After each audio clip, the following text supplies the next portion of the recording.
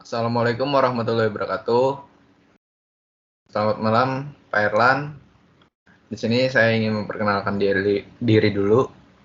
Nama saya Faisal Fatur Rahman, NIM saya 2019 41171. Di sini saya ingin membawakan materi dengan judul penyuluhan program dasawisma di wilayah Cilandak Barat.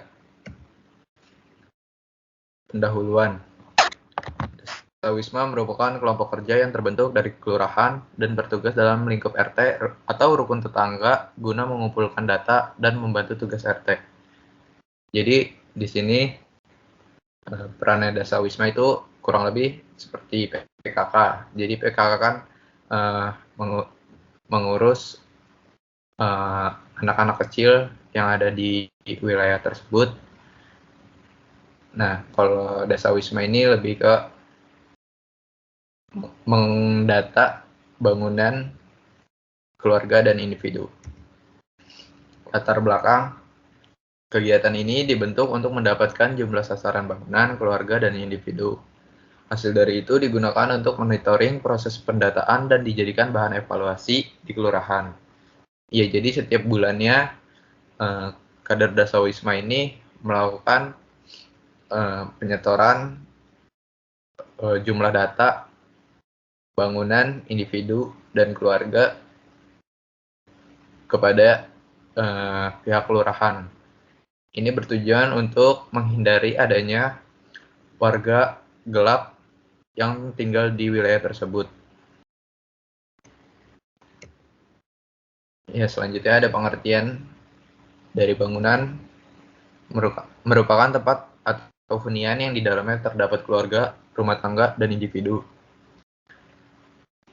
Terus pengertian dari keluarga, beberapa orang yang tinggal bersama seperti suami istri maupun suami istri dan anak. Selanjutnya pengertian dari individu, semua orang yang tinggal dalam wilayah tersebut. Selanjutnya ada sasaran. Pertama ada sasaran pendataan. Itu mencakup bangunan, rumah tangga, keluarga, dan individu yang secara faktual berada pada lingkungan RT setempat. Jadi, tugasnya dasawisma ini memang benar-benar mendata jumlah bangunan yang ada di wilayah tersebut. Terus yang kedua ini ada kategori bangunan yang menjadi sasaran. Pertama ada bangunan hunian. Itu terdiri dari rumah, kontrakan, kos-kosan, rusun, dan apartemen. Yang kedua ada bangunan non-hunian, itu terdiri dari ruko, kios, atau toko, atau warung, sekolah, dan tempat ibadah. Ya, di sini dapat dibedakan bangunan hunian dan bangunan non-hunian. Kalau bangunan hunian itu yang benar-benar ditinggal secara full oleh keluarga. Jadi benar-benar dari pagi, siang, sore, malam itu dihuni. Kalau bangunan non-hunian itu misalkan seperti warung. Warung tuh bukanya dari pagi sampai sore.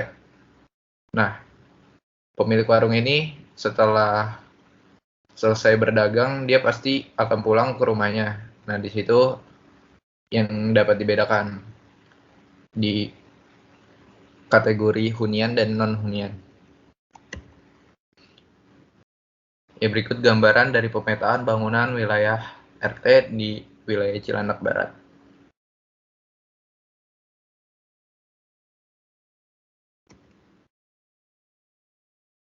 Selanjutnya, kegiatan dasawisma selama pandemi. Selama pandemi terjadi, dasawisma turut mendukung program pemerintah dengan membagikan masker, makanan, dan mengedukasi masyarakat agar ikut serta mengikuti vaksinasi. Ya, berikut ada beberapa bukti foto dari para kader dasawisma. Itu ada membagi makanan terhadap warga-warga yang tinggal di Cilandak, terus ada mengedukasi warga-warga wilayah tersebut untuk tetap mengikuti vaksinasi. Terus yang ketiga ada pembagian masker terhadap orang tua, lansia, balita. Terus selanjutnya ada peran Dasawisma. Beberapa kegiatan yang ditangani oleh Dasawisma. Yang pertama ada usaha perbaikan gizi keluarga. Yang kedua adalah masalah pertumbuhan anak. Yang ketiga makanan sehat bagi keluarga. Yang keempat masalah kesehatan ibu, bayi dan balita. Yang kelima masalah kesehatan. Jadi di sini peran Dasawisma itu lebih ke mencegah terjadinya kekurangan gizi di wilayah tempat yang dia tinggal, kurang lebih seperti itu. Bukan sekedar bayi dan balita aja sih, lansia juga diperhatikan, terus ibu-ibu hamil juga. Tujuan dari kegiatan Dasawisma itu yang pertama untuk mencapai keluarga yang sehat serta gizi yang cukup. Seperti yang tadi saya bilang, itu agar tidak adanya kekurangan gizi. Yang kedua ada mencakup seluruh anggota keluarga, baik bumil, bayi, dan balita.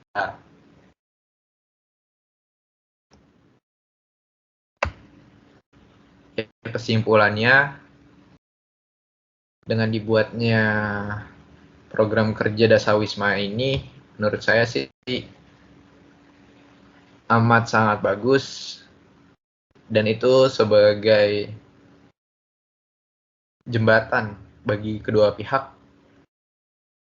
Dari pihak pemerintah itu mendapat keuntungan, dari pihak warga juga mendapat keuntungan. Keuntungannya bagi pemerintah, itu pemerintah dengan mudah mendapatkan informasi secara detail dari para kader Dasawisma ini. Kalau keuntungan bagi warganya, itu yang pertama, warganya lebih diperhatikan oleh kader Dasawisma ini. Terus setiap ada bantuan dari pemerintah, warga-warga yang membutuhkan selalu diutamakan. Dan seperti lansia, ibu hamil, dan bayi-bayi itu selalu mendapatkan perhatian setiap bulannya. Jadi menurut saya sangat bagus dengan adanya program Dasawisma ini untuk ruang lingkup terkecil di RT. Terima kasih untuk presentasi kali ini. Saya ucapkan wabillahi taufiq wal hidayah. Wassalamualaikum warahmatullahi wabarakatuh.